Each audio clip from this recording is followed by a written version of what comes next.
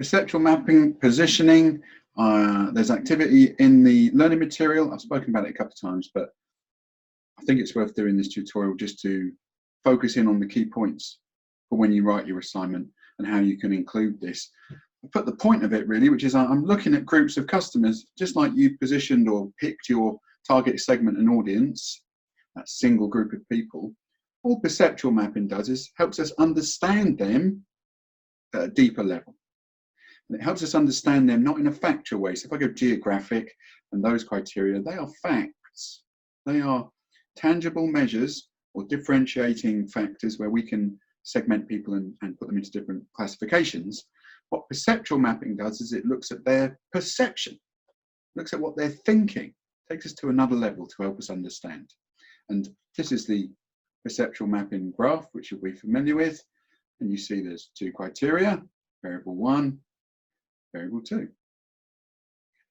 What are those variables we're going to talk about? And you see all these crosses, they are either different products or different brands, different choices if you're in the public sector, options for a customer. What is it? Why does it matter? And I've put some detailed notes that you can come back to. Let's start with what perception is. We all know this, I think, but I'm saying it anyway. Your perception of something is the way you think about it and the impression you have of it. It's not necessarily true. All right? So I've put a perceptual map illustrates how a target audience perceive the value attributes of your product or brand compared to alternatives. That is the purpose of this process. Is I look at my option and I plot different choices for the customer onto the map, and I compare how people think about those different choices, primarily or ideally around value, because that's what we're trying to do. We're trying to add more value for a user, a customer, than other alternatives. But this is important because the actual beliefs or the actual differences of products, I should say, differences between the products in tangible form, in reality, don't always match what people think and believe in the target audience. So we could have a marketing strategy based on a paper exercise, a research exercise, where we said these are the differences between the different choices for the customer. We investigated them, we bought some, we looked at them, whatever you did, right? And we say, yes, this is much better. Our product is much better because it has a higher speed, let's say, right? But then if I go and ask the customers themselves, due to marketing and communication, persuasion, making them think something, I may go out and say, which one do you think is fastest? And they would say, someone else's, because their marketing has been better. So to do a successful marketing strategy, we need to know that we are right. And when we're going through the segmentation process, it tells us differences between different groups about what they think, segmentation. It also identifies threats and opportunities for us. A threat being, we do a marketing strategy based on what we think are the real differences between our offerings. And when we get to the marketplace, the customer has a completely different belief system and we are wrong. So we need both to be right. So the visual mapping of these differences adds to segmentation that gives you a deeper understanding of how the audience is thinking. You can then adjust. This is still like all these models, an active tool, something to enable us to do something based on data, an informed choice. You can then adjust your marketing strategy. Just down here, quick note, in some, I took this off someone else, but it's true. In some textbooks, perceptual maps are referred to as positioning maps, but they are essentially the same thing. Right? I don't want to dwell on it, even try and explain it. For your purposes, I want you to use perceptual mapping, explain that we use it to identify and understand position and the mindset of a target. I've then got an example around someone using a perceptual map. And this is where I think the confusion comes from. You decide what the two axes are, not me, or not someone else. You decide. You look at your offering in the marketplace and what people value about it. We'll call those buy-in criteria, the choices a customer makes and why, right? The benefit to them of doing that act, and pick two. I think you should pick two buy-in criteria that people consider when they're making a choice between different options, one option being you. So there are no rules on what these axes should be, but to inform marketing strategy, it's useful to focus on value added. Choose 2 factors that they are buying criteria for your audience when making a choice between different alternatives. In the public sector, that might not be the same product, might be a different alternative. Instead of the emergency department, it might be a GP. Okay, we just want to understand what the target segment are thinking about these different options so that we can target our marketing strategy and tactics accordingly. And the whole purpose is you must add more value than the alternatives to be successful, both in reality and in the minds of the target audience. This is a visual representation of the minds of the target audience when they are asked questions about buying criteria, right, or value. In this particular example, it's about a food product. People choose the food products, these A, B, C, D brands, right, because they are more nutritious or less nutritious, when they give more taste or less taste. They plot these different choices on here based on the opinions of the customer, not reality. That's the perception bit. We are surveying the target audience. You don't have the luxury to do that for your assignment. I want you to make some assumptions. I need you to say, okay, well, I don't have time to survey the marketplace to find this out, to write my assignment. So I will look at perhaps what I think it is. It's your perception. That's not right. The whole point is we don't do this to get your perception because you could be wrong. But for this assignment, let's assume that your perception is the target market and what they think. For this assignment, I just need to see that you understand how it works and why we do it and what you can learn.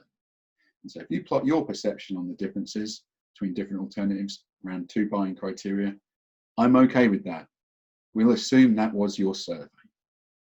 For the marking and grading, just need to see you know how to use the tool. And then do something, because what is the point of doing any model or concept or any analysis, unless it leads to a better informed decision? And so I think there's 3 obvious choices that come out of assessing a perceptual map result. They are, am I right? Did my assumptions based on reality between the differences of why people buy our products, the value added between the different alternatives, am I right? Now, I only know that by going to the audience and asking them and plotting the perceptual map. If I don't ask them, I could be wrong. Marketing communication makes people think things.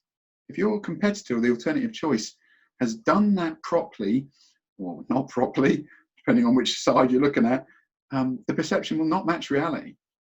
You need to know that, because if you do a marketing plan and strategy and segment your audience based on a fact, you don't check how they feel and think, you could be wrong. You weren't wrong in the factual process, but when you took it to market, you're in for a big surprise. And we don't want big surprises. We want to know, when we understand the target audience, we want to know the actual differences between the value added between our offerings, but also what they think. Because if we get that wrong, the marketing will fail. Now, I can change what they think. That's the point of marketing communication. So using targeted marketing communication, it's possible to change the mindset of the audience to reflect the actual value added. When I do that, the circle, or my circle, moves. They may perceive that this brand has become more nutritious and more tasty. It would move over here, right?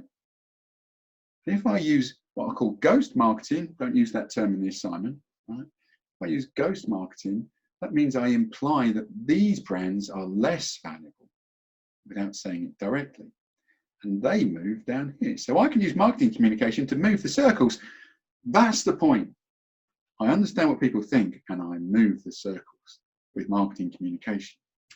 I move mine into a more advantageous position and I try and move the others to a less advantageous position. Then more people pick my choice. So I need to know that if I've made these assumptions based on value using fact, that matches the perceptions of the target audience. And if it doesn't, I need to have some marketing recommendation to say we need to do that to make sure it does. Okay.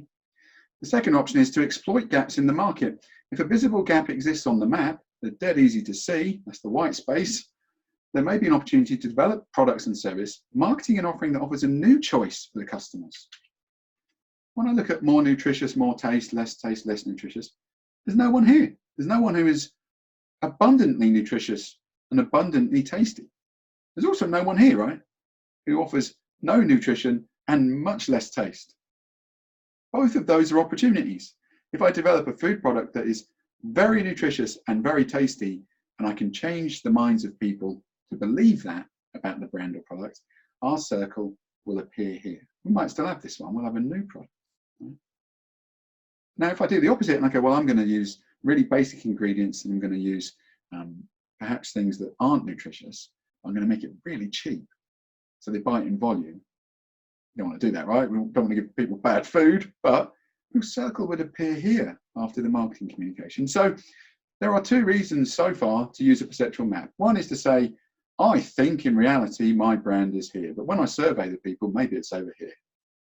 That's going to be marketing failure when you take it to market, because what you think is reality is not, because quite frankly, perception beats reality when it comes to purchases, in the short term anyway.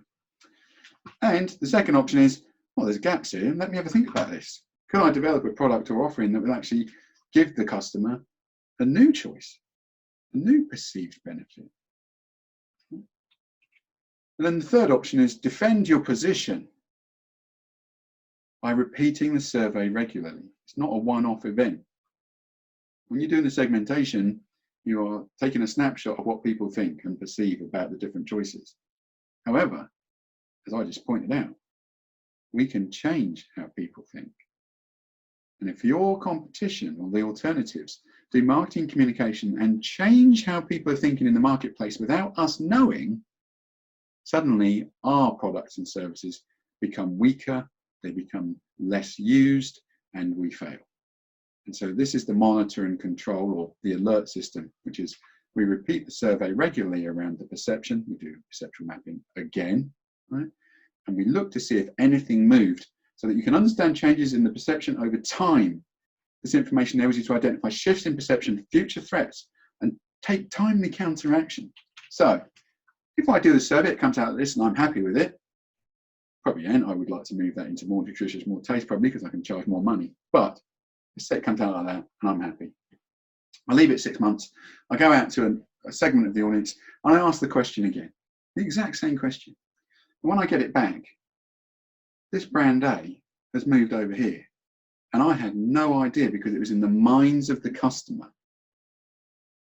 I'm in trouble. So I need to do something about it. And what you do about it is you start doing marketing communication and you either strengthen your brand or you weaken theirs.